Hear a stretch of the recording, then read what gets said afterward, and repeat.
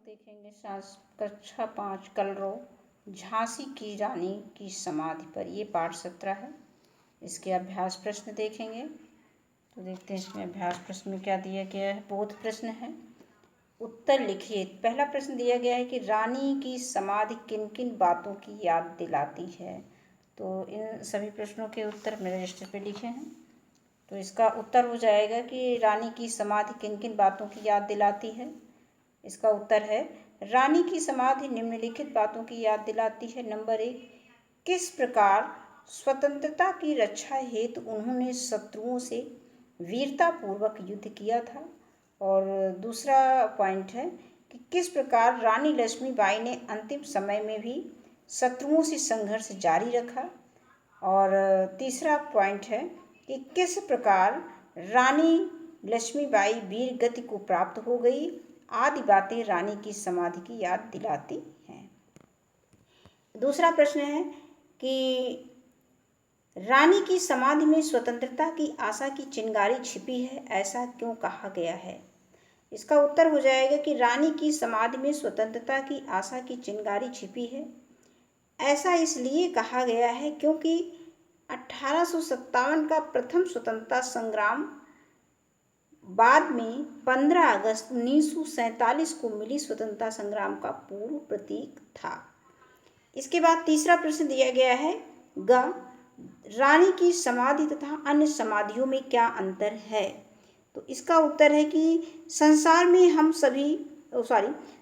में हम रानी की समाधि से भी सुंदर समाधि पाते हैं, लेकिन उनकी गाथा छोटे जीव जंतु ही अर्धरात्रि में गाते हैं। अर्थात उनकी समाधि के पास जो है छोटे जीव जंतु रात में ही बोलते हैं, आपस में बात करते हैं, जबकि रानी की समाधि की कहानी श्रद्धा और स्नेह के साथ कवियों की वाणियों में अमर है। इसके बाद अगला प्रश्न इसमें दिया गया है कि युद्ध भूमि में बलिदान के बाद वीर का मान बढ़ जाता है।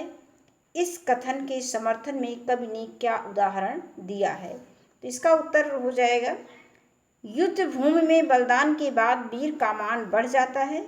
इस कथन के समर्थन में कवयित्री ने यह उदाहरण दिया है कि जिस प्रकार सोना आग में तपकर और निखर जाता है और मूल्यवान हो जाता है, ठीक उसी प्रकार युद्ध भूमि में बलिदान के बाद वीरों का सम्मान और ज़्यादा बढ़ जाता है।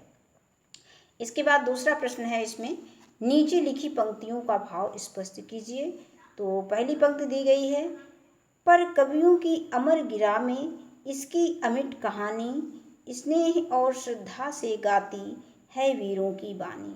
तो इस पंक्ति का भाव हो जाएगा कि प्रस्तुत पंक्ति में कवियत्री सुमित्रा कुमारी चौहान ने रानी लक्ष्मीबाई के समाधि का वर्णन करते हुए कहती हैं कि इनकी समाधि की अमर कहानी कवियों की वाणी में अमर हो गई है। कवि लोग वीरों की गाथा स्नेह और श्रद्धा अर्थात प्रेम और विश्वास से गाते हैं। इसके बाद अगला जो पंक्ति दी गई है, इसका भी हमें भाव बताना है, भाव स्पष्ट करना है। बढ़ जाता है मान वीर का रण में बलि होने से, मूल्यवती होती सोने की भस्म यथा सोने से। अब इस पंक्ति का भाव हो जाएगा कि प्रस्तुत पंक्ति में कवियत्री सुमित्रा कुमारी चौहान रानी लक्ष्मीबाई के समाधि का वर्णन करते हुए कहती हैं कि युद्ध में वीर गति पाने से वीर, इसी के आगे देखते हैं, वीर योद्धाओं का मान सम्मान बढ़ जाता है, जैसे आग में तपने से सोना और निखर जाता है और अधिक मूल्यवान हो जाता है। इसके बाद आता है प्रश्न संख्या 3 जो है दिया गया है। इसमें कुछ प्रश्न के उत्तर इसमें आगे पीछे हो गए हैं। जैसे एक प्रश्न दिया गया है, प्रश्न संख्या 3 किताब में दिया गया है कि झांसी की रानी लक्ष्मीबाई का नाम इतिहास में क्यों अमर है। तो इसका उत्तर हम आगे देखेंगे।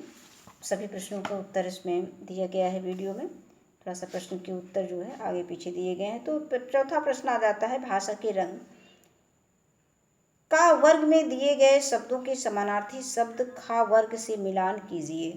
अब इसमें का और खा दिया गया है। स्वतंत्र यानी स्वाधीन, रण यानी युद्ध, गाथा कहानी, संचित एकत्र, गिरा, वाणी, भस्म, राग। इसके बाद इसमें हमने प्रश्न संख्या 7 का उत्तर दे दिया है, मेरे 2 प्रश्न।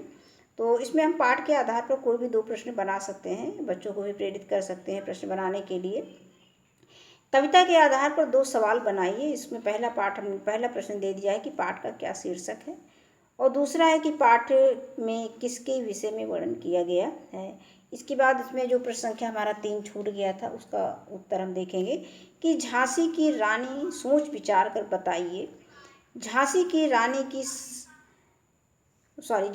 रानी लक्ष्मीबाई का नाम इतिहास में अमर क्यों है। तो इसका उत्तर हो जाएगा कि अंग्रेजों से लोहा लेने के कारण झांसी की रानी लक्ष्मीबाई का नाम इतिहास में अमर है।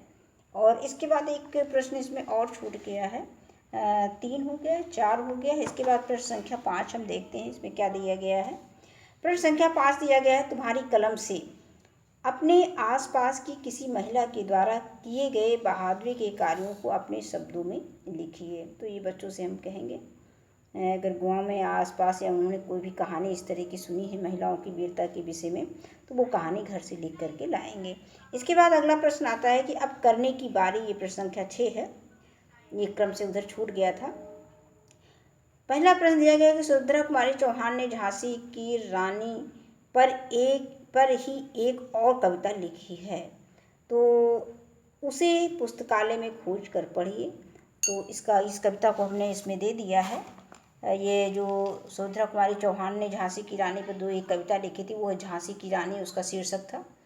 और ये कविता इस प्रकार से, सिंहासन हिल उठे राजवंशों ने भ्रकुटी तानी थी, बूढ़े भारत में भी आई फिर से नई जवानी थी, गुमी हुई आज़ादी की कीमत सबने पहचानी थी, दूर फिरंगी को करने की सबने मन में ठानी थी, चमक उठी सन 57 में वह तलवार पुरानी थी, बुंदेले हर बोलों के मुँह हमने सुनी कहानी थी, खूब लड़ी मर्दानी वह तो झांसी वाली रानी थी, कानपुर के नाना की मुँह बोली बहन छबीली थी, लक्ष्मीबाई नाम पिता की वह संतान अकेली थी, नाना के संग पढ़ती थी वो नाना के संग खेली थी, बरछी ढाल कृपाण कटारी उसकी यही सहेली थी, वीर शिवाजी की गाथाएं उसको याद जुबानी थी, हुई वीरता की वैभव के साथ सगाई झांसी में